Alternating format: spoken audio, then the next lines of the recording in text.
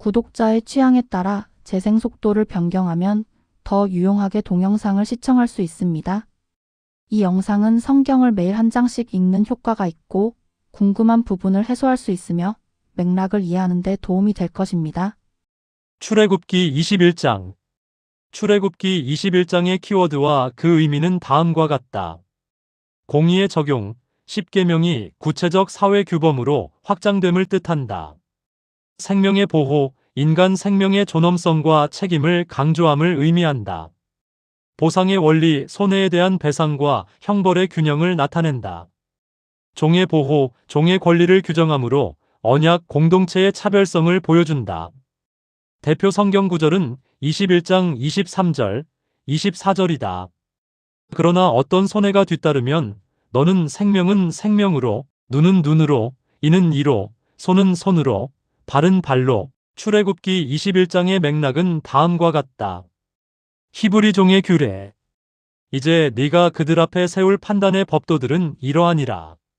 내가 히브리 사람 종을 사면 그는 6해 동안 섬길 것이요 7째 해에는 거저 나가 자유로운 몸이 될 것이며, 만일 그가 혼자 왔으면 혼자 나갈 것이요 장가들었으면 그의 아내도 그와 함께 나갈 것이니라. 만일 그의 주인이 그에게 아내를 주어 그녀가 그에게 아들이나 딸을 낳았으면 그 아내와 그녀의 자녀들은 그녀의 주인에게 속할 것이요 그는 혼자 나갈 것이로되, 종이 분명히 말하기를 내가 내 주인과 내 아내와 내 자녀들을 사랑하니 나가서 자유로운 몸이 되지 아니하겠노라 하면 그의 주인이 그를 데리고 재판관들에게로 갈 것이요 또 그를 문이나 문기둥으로 데리고 가서 그의 주인이 송곳으로 그의 귀를 뚫으리니 그가 영원토록 그를 섬기리라. 사람이 자기 딸을 여종으로 팔았으면 그녀는 남종들 같이 나가지 못할지니라. 만일 그녀가 자기와 정혼한 자기 주인을 기쁘게 하지 못하면 그가 그녀의 몸을 속량하게 할 것이로되, 그가 그 여인을 속였으므로 그녀를 다른 민족에게 팔고 나니 그에게 없느니라.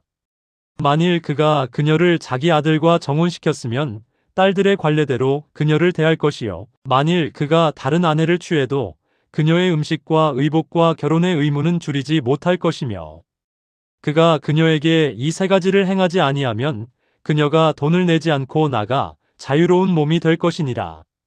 이 장의 첫 단락은 언약 공동체 안에 종제도가 존재한다는 현실을 인정하면서도 그것이 무제한 억압의 구조로 굳어지지 못하도록 강한 제한과 보호 장치를 두는 방식으로 전개된다.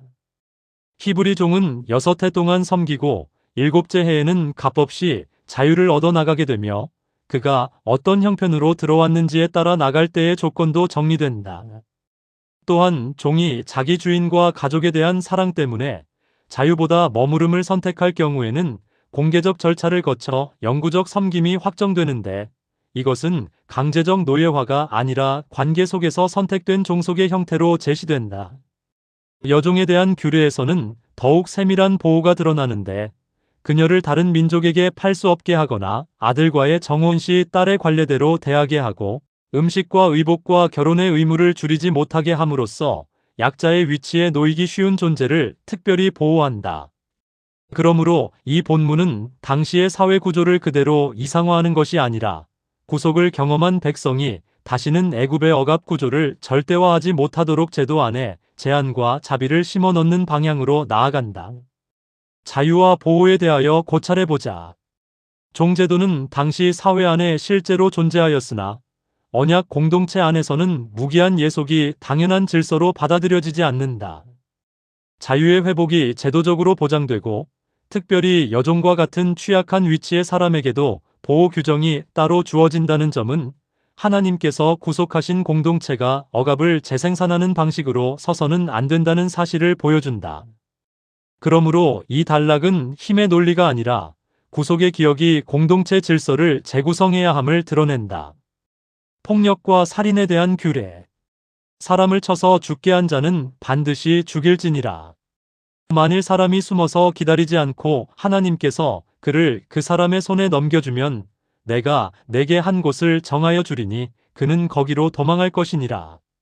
그러나 사람이 고의로 자기 이웃에게 와서 교활하게 그를 죽이면 너는 그를 내 재단에서라도 끌어내어 죽일지니라. 자기 아버지나 어머니를 치는 자는 반드시 죽일지니라. 사람을 훔쳐서 팔거나 자기 손에 둔 자는 반드시 죽일지니라. 자기 아버지나 어머니를 저주하는 자는 반드시 죽일지니라. 이 단락은 인간 생명을 해치는 폭력과 살인의 문제를 다루면서 공동체 안에서 생명이 얼마나 무겁게 다루어져야 하는지를 강하게 선언한다. 사람을 쳐서 죽게 한 자는 반드시 죽임을 당하지만 숨어 기다린 고의가 아니라 예기치 않은 상황 속에서 죽음이 발생한 경우에는 도망할 수 있는 길이 마련된다. 반면 교활하게 이웃을 죽인 자는 재단에서라도 끌어내어 죽이라고 하심으로써 종교적 장소나 외적 형식이 고의적 살인의 죄책을 덮을 수 없음을 분명히 하신다. 이어 부모를 치거나 저주하는 행위, 사람을 훔쳐 팔거나 붙들어 두는 행위까지 모두 사형에 해당하는 죄로 다루시는데, 이는 생명과 가족 질서, 인간 존엄을 파괴하는 행위가 언약 공동체 안에서 얼마나 심각하게 여겨지는지를 보여준다. 결국 이 본문은 단지 살인의 결과만을 보는 것이 아니라 생명을 경시하고 사람을 수단화하며 가정 질서를 무너뜨리는 모든 폭력적 행위를 하나님의 공의 아래 놓는다. 생명의 존엄에 대하여 고찰해보자. 생명은 하나님의 주권 아래 있으며 그러므로 인간은 타인의 생명을 임의로 빼앗거나 훼손할 권한을 갖지 않는다. 본문이 고의와 과실을 구분하는 이유는 공의가 무차별적으로 작동하는 것이 아니라 책임의 정도를 세밀하게 분별하기 위해서이면, 부모 공경과 사람을 훔치는 죄를 엄하게 다루는 것은 공동체 질서와 인간 존엄이 함께 보호되어야 함을 보여준다. 생명 보호는 언약 공동체의 가장 기초적인 질서이다. 상해와 배상규례. 사람들이 함께 싸우다가 한 사람이 돌이나 주먹으로 다른 사람을 쳤으나 그가 죽지 않고 자기의 침상을 지키다가 다시 일어나 지팡이를 짚고 걸어다니면 그를 친 자가 형벌은 면하되 그의 시간의 손실을 배상하고 그가 완전히 낫게 할지니라.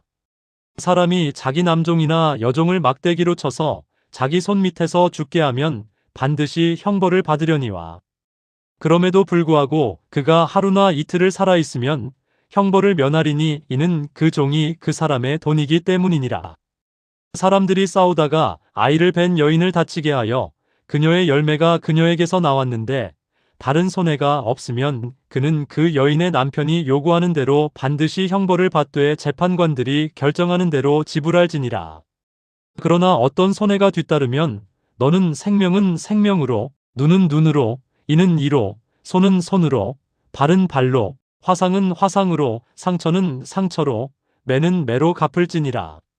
사람이 자기 남종의 눈이나 여종의 눈을 쳐서 멀게 하면 그의 눈으로 인하여 그를 놓아 자유로이 가게 할 것이며, 자기 남종의 이나 여종의 이를 치면 그의 이로 인하여 그를 놓아 자유로이 가게 할지니라. 이 부분은 사람 사이의 다툼과 상해가 발생했을 때 공동체가 어떻게 손해를 평가하고 책임을 물어야 하는지를 구체적으로 규정한다.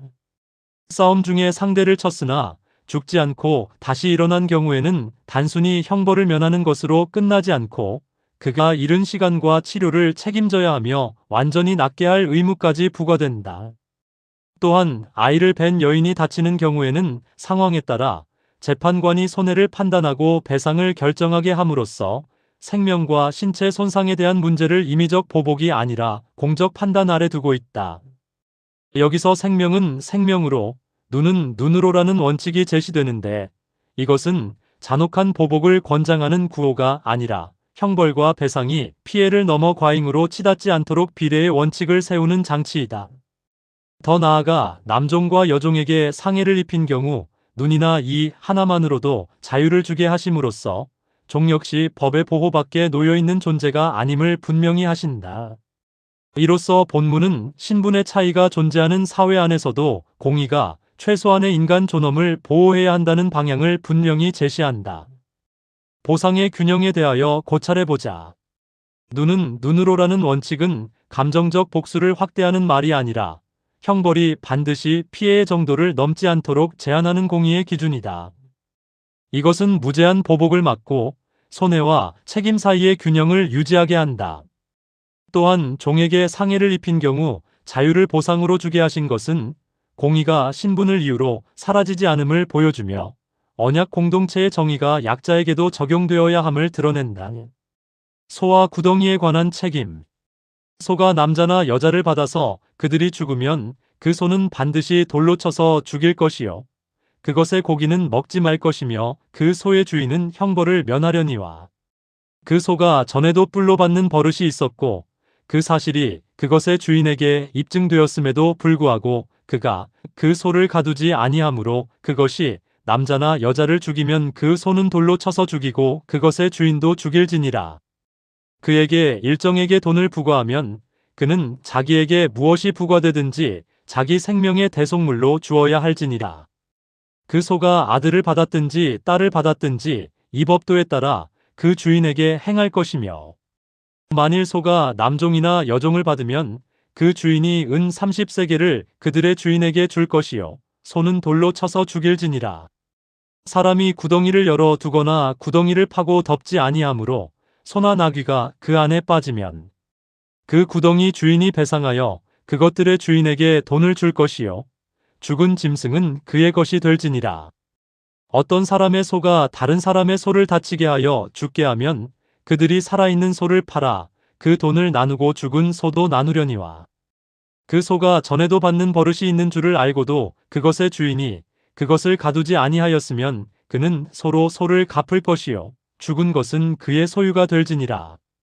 마지막 단락은 사람이 직접 명을 행사하지 않았더라도 자기에게 맡겨진 위험 요소를 제대로 관리하지 않으므로 다른 사람에게 손해를 입힌 경우까지 책임의 범위 안에 둔다. 소가 사람을 받아 죽인 경우 그 소는 돌로 쳐 죽이되 이전에 그런 버릇이 없었다면 주인은 형벌을 면한다. 그러나 이미 그 소가 위험하다는 사실을 알고도 가두지 않았고 그 결과 사람을 죽였다면 소뿐 아니라 주인에게도 중대한 책임이 부과된다.